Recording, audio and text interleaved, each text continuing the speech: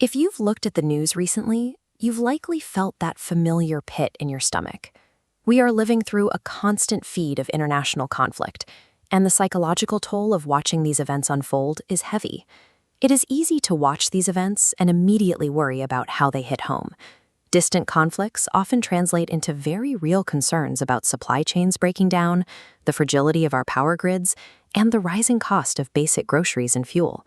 This leads to a cycle of doom scrolling. We consume more news to feel prepared, but the sheer scale of global problems often leads to a sense of helplessness. While we cannot control international wars or global logistics, we have significant influence over how prepared our immediate neighborhood is. The 7-day Community Resilience Plan is a step-by-step, localized response to that global instability. In 1 week, this framework provides 4 tangible outcomes: a reliable communication lifeline, a micro-food security network, dedicated emergency supplies, and a localized resource map.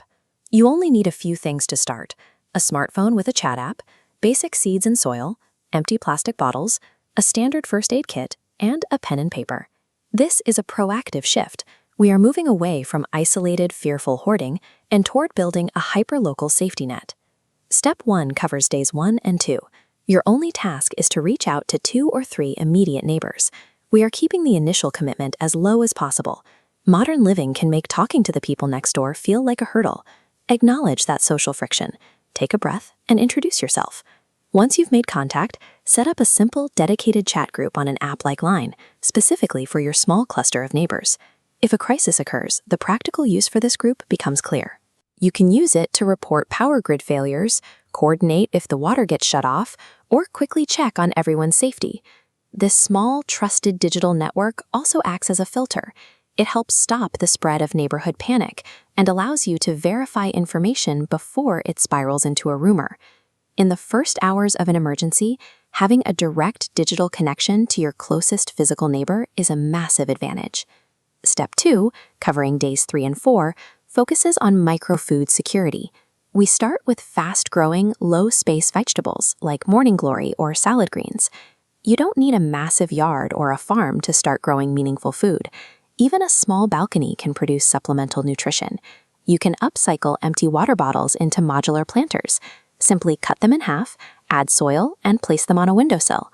Now, utilize coordinated planting. Talk to your neighbor group and agree to have everyone plant a different crop. This coordination prevents everyone from having a surplus of the same vegetable. Instead, it creates a diverse food swap system that serves the whole street. Moving from isolated consumers to a coordinated network of micro-producers creates a functional food buffer that operates independently of global supply chains. Step 3 is for day 5, the essentials. Assemble a basic first aid kit with items you'll actually use, such as painkillers, antiseptics, and bandages. There is a clear distinction between short-term preparation and panic hoarding. Focus on a compact 3-day supply that meets your specific needs. Having these supplies on hand helps dampen the impulsive urge to panic buy when a crisis hits the news. You've already handled the basics. Securing a modest personal kit ensures you aren't immediately draining community resources during the first hour of a disaster. Step 4 takes place on days 6 and 7. You're going to create a physical, offline map of the neighborhood. This is your backup for when the internet or power fails. First, identify the local vulnerabilities. Mark which houses have elders living alone, bedridden neighbors, infants, or residents who need refrigerated medicine. Next, identify local assets. Mark neighbors with medical training, those who understand local herbal medicine, or homes with generators and solar cells. Draw out your street on a piece of paper and categorize these houses. This gives you a visual reference in an emergency. By day 7, this map provides your neighborhood with a functional dashboard for crisis response. It allows a group of neighbors to see exactly where to send help without needing a digital connection. Observe the active connection at this table. 7 days ago, these were isolated individuals. Today, they are sharing local abundance and expertise. Because of this week of work, your block now has food diversity, open communication, and a clear map of neighborhood skills.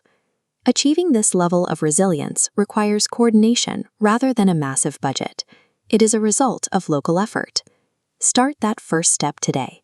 Reach out to one neighbor or send one text to begin your group chat. Resilience is built through these small, shared connections. It begins with a single conversation at a shared table.